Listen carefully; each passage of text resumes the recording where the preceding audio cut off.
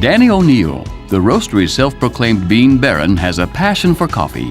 It ignited when this Iowa farm boy first picked coffee beans as a high school exchange student in Costa Rica. Well, as near as I can tell, he does have the best coffee in the world. I'm not saying that because he's my friend. In every way I could measure it, from people I talk to, from his customers who resell his products, to people who drink it, being a user myself.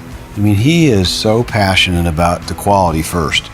So, as he would tell you, there's only 5-10% of the coffee in the world, if that would even qualify to be roastery coffee. Today, Danny lives life on the rim. But in 1993, launching the roastery was not easy. Danny put everything on the line as a one-man operation, roasting coffee in his Brookside home. First of all, he had a big idea, and he had passion for that idea. Then he had the courage to risk the job, the corporate security, to start from nothing in the basement of his home. He had the persistence to see those tough days through in the beginning. Even in the worst of times in our business, if you can count on a person, we're good. And in Danny's case, while he's doing great, it's not all been a straight, wonderful trajectory. And he's, especially early on, had his issues. And it was always comforting for me to know that he was the guy behind the business, because I knew he would always perform. Danny found great advisors in the Hillsburg Entrepreneurial Mentoring Program and credits them with his rapid success. Number one, I remember calling Danny, and one of the other first people in the hemp program was Henry Block. And I called Danny and I said, "Your mentor is Henry Block." And Danny said, "Thank you, thank you, thank you, thank you, thank you." And this went on a long time. The other thing I remember is telling Danny absolutely not to go into the retail side of business, and of course he's done it very successfully, and he reminds me of that all the time.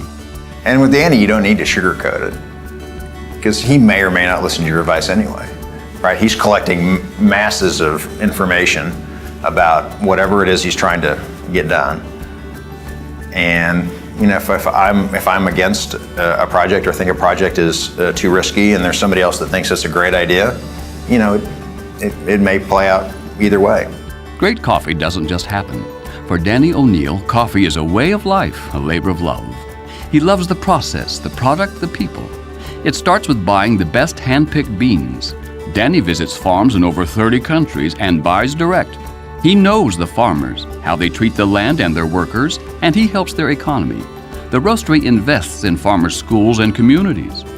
Danny improves quality by hiring great people and being a stickler for details. Roastery coffee is air-roasted, taste-tested, vacuum-sealed, and delivered quickly. The roastery even creates special blends for gourmet restaurants, events, and good causes. Every year, there's an Arts Advocacy Day, and people gather in Jefferson City from all over the state to talk to legislators about why the arts are important for economic development and the well-being of our state. And of course, getting the attention of legislators is a bit hard. So I had this idea and went to Danny and asked him if he would develop a blend of coffee called the Arts Perk Up the Economy blend, and he did. And Danny not only donated all the coffee, made all the labels, and when we went down for Arts Advocacy Day, we left a bag of coffee in every legislator's office, and we loved that moment together. Danny's 6'9" frame and personal charisma light up any room. But the lights in his life are his wife Carla and their 2 children. I can say this without hesitating, he's the best father I know. So here's this guy who didn't become a father until he was like 45, right? He's a strong dad, but he is very, very committed to that family. In fact, he takes Mondays off to be with his family. Danny's kind of a role model to me.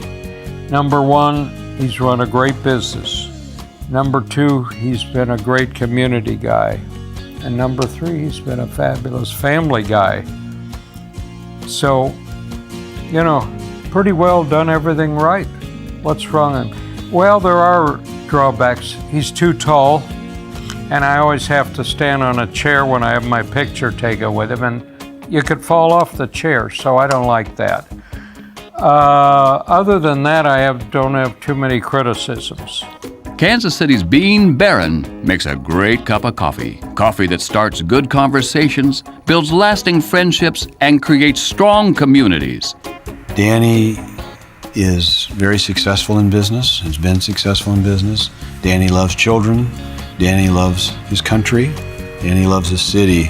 And when you mix all those together, it seems like junior achievement is right in the middle of that. Tonight, we salute Junior Achievement's 2011 Business Hall of Fame laureate, Danny O'Neill.